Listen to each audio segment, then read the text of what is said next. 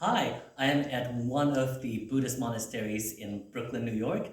I am here to attend a Burmese winter festival. It is actually a non-religious festival that happens towards the end of the Burmese lunar calendar on the full moon day of the 11th month, in fact. But today is not a full moon day, but it is the weekend, and the Burmese immigrant community has chosen to gather at this here monastery. So first, let's pay some respect to the Buddha.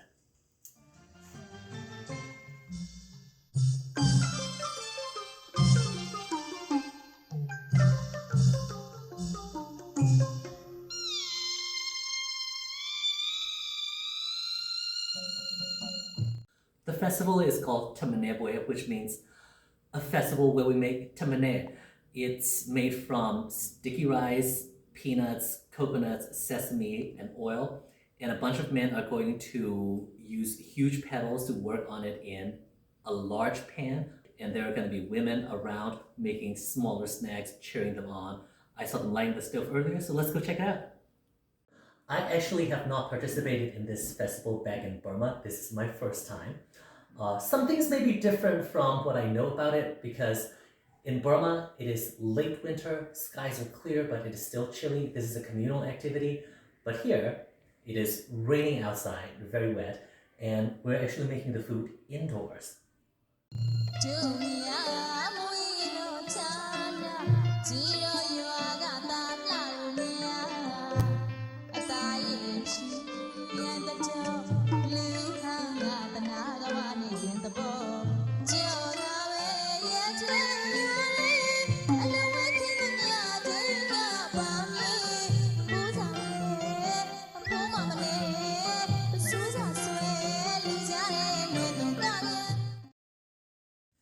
John Town Guya Shisene Tono Brahmasero Padanda Cup Ditama a Ditam Udama who any Sarah Yetima Tonze Cononella Trendo Plaza Ku Uze and Trendo and Trendo area quite nice community quite nice Sarah Cook New Jersey, now Boston, Chicago, May, Ramazodia, May, the local program package, May. I say, now Boston, Sarah, EBI, New Jersey, Sarah Ubinia, Doma, Usera Yamshiro, the town of Nasaya, my community nearly nature, Nema, Dame Shield, Maria, and no weird, the town, the Vega to Jamaica. She net in Bono, without it or blue. The Tama laws there could not bother in them. No bother in them. Dear me, Mahasi, Tanaya, Mazitana, Webo. Not be back Mazitana, main to my oh, young Mahasi, they died. Sarah Jala, Sarah, you need to tumble. You don't yet carry soup with the town. You are the town yet at the Petit Bono, where saying it. Who the Kuzu to my never love me. Now, if you don't need the good way, love me. Now, was where she there. Now, we got Tonwa where she there. Now, who said I find the curtain she there. And it was it, the talent degree. Now, suddenly, I in my yard time in Yale, Poguri, suddenly nearly 9 years, you got 2 nights, yard time. 2 nights. Sangara ni bido lina ikwe isate na ngana ni changa ni ya obi sani ni dai shi ne ya di chang bi ya shi la bai su ne kri ni ne lu donwa we su donwa we shi bido di ma we bido New Jersey ba chu le New Jersey ta ba di ma kri ni ne lu donwa we tin han we ja lu sa ya tin ni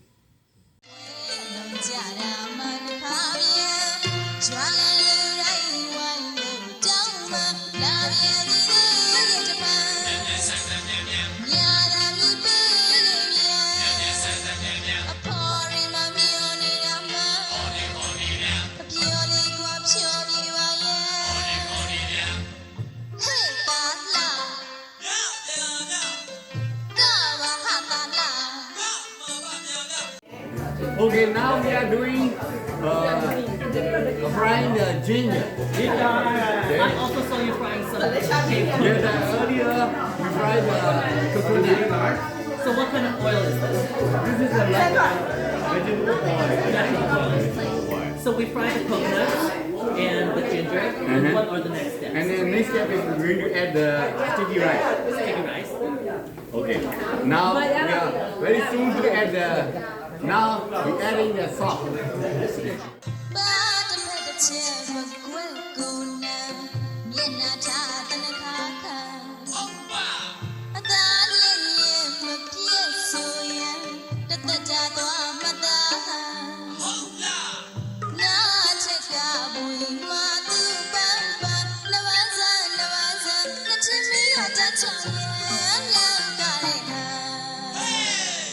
Hi, my name is Angela, and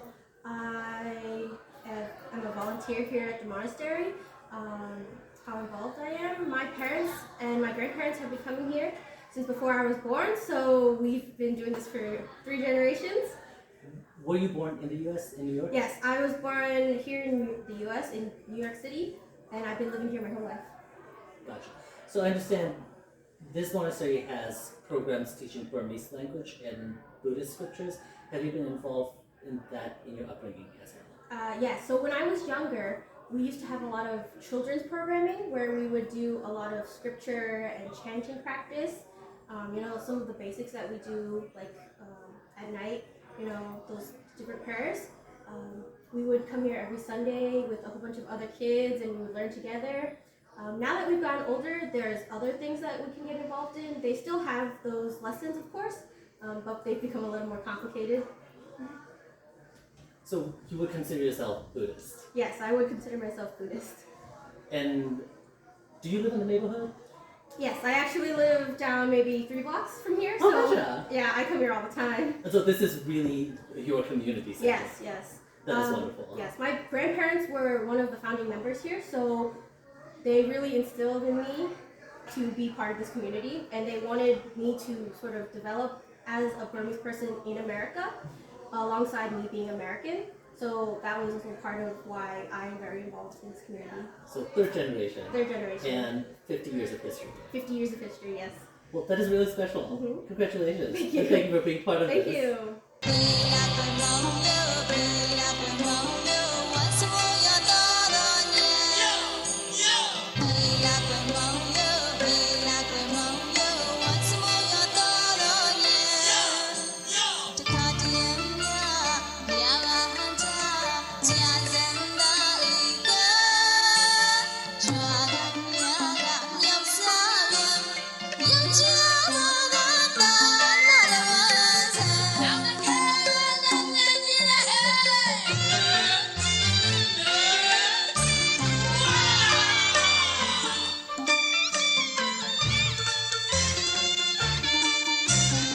I'm here with 2 of the patrons of the monastery, and they are second generation. The first generation who donated this building to the monastery are in the portrait up here.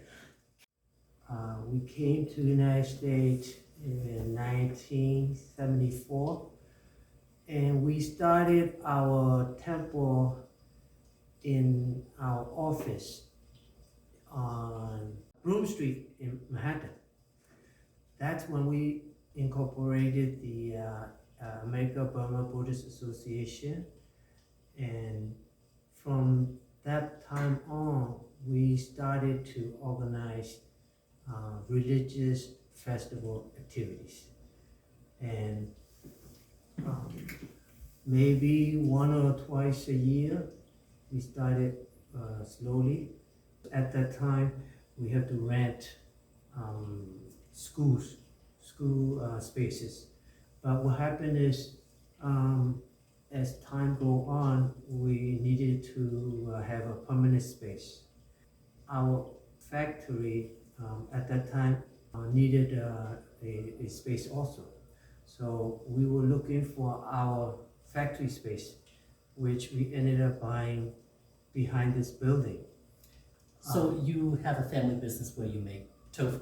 Yes. Yeah, at that time we are so small, so my brother Teng Nguyen is the youngest one, so he's attending college. He attending schools, and I was in college. But after school, we come and help, part time to my parents. These are my parents' buildings. It's a true Asian immigrant family business. Absolutely, yes. 1983. This is where the organization began. After my parents purchased the building, this is one compound.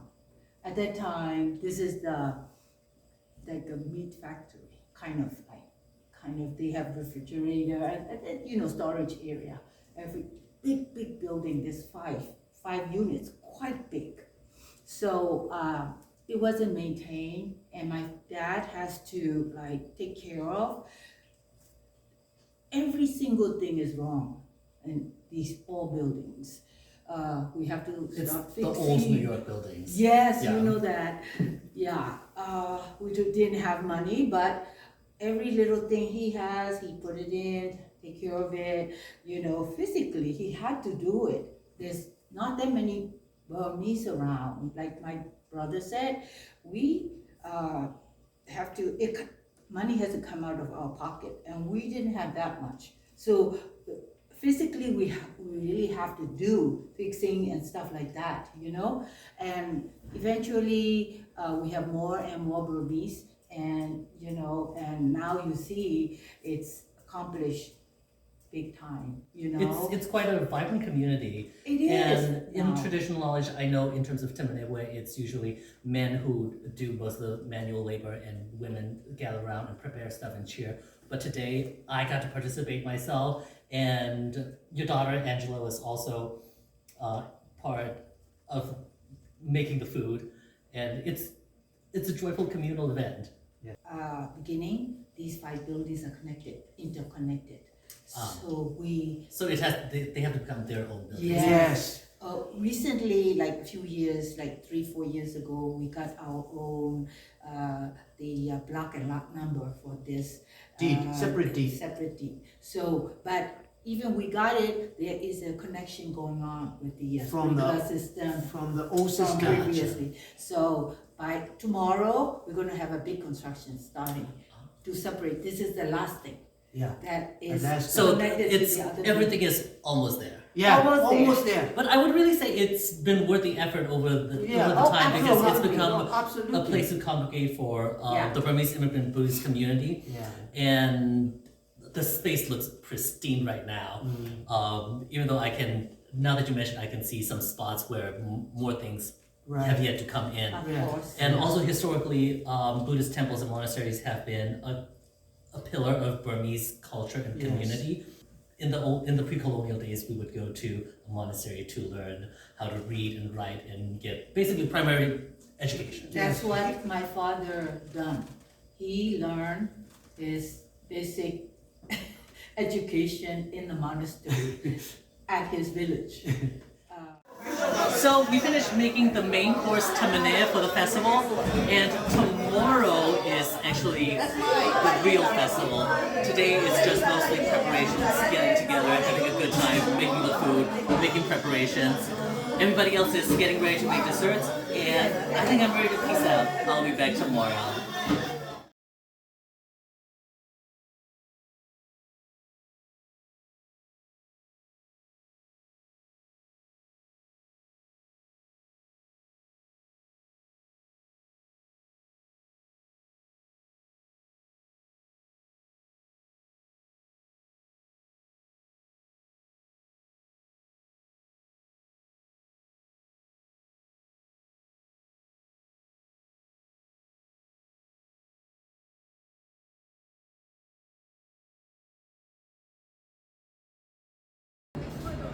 We are back at the monastery for day 2 of the Winter Festival.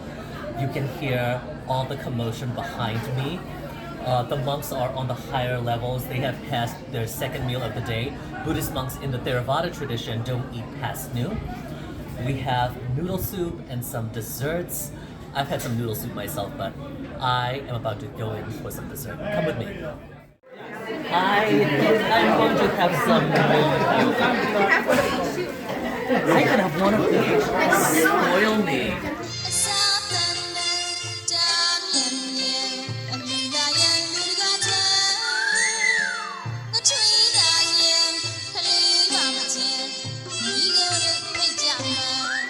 We have rice noodles, fish cakes, eggs, crispy fried beans, and you pour a full ladle of soup on top, and that's what you have for the noodle soup, which is kind of the unofficial national dish of Burma. There are lots of local variations. In Upper Burma, where I'm from, you make the soup more with beans, and in Lower Burma, where there's more fish, you make it with fish. Can you tell me about the noodle soup that we have here?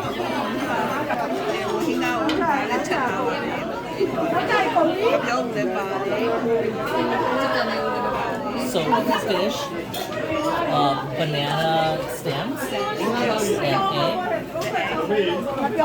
some spices, and over there, roasted chili. I don't know if this is cilantro or parsley, and these are lime wedges as topping.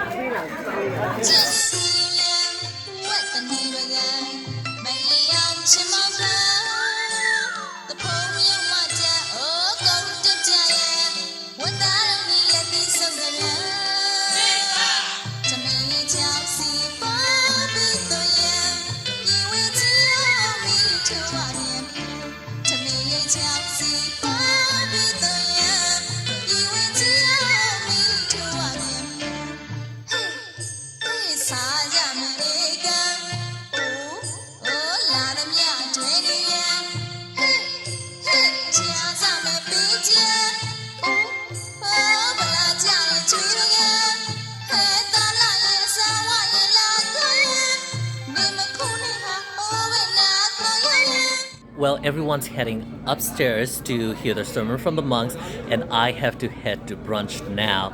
Instead of getting closer to Nirvana, I couldn't get proper interviews today because we had a great turnout and the noise levels were so high, but that's a good thing, especially for the monastery. I'll be back here soon, and join me for my future vlogging adventures. Bye!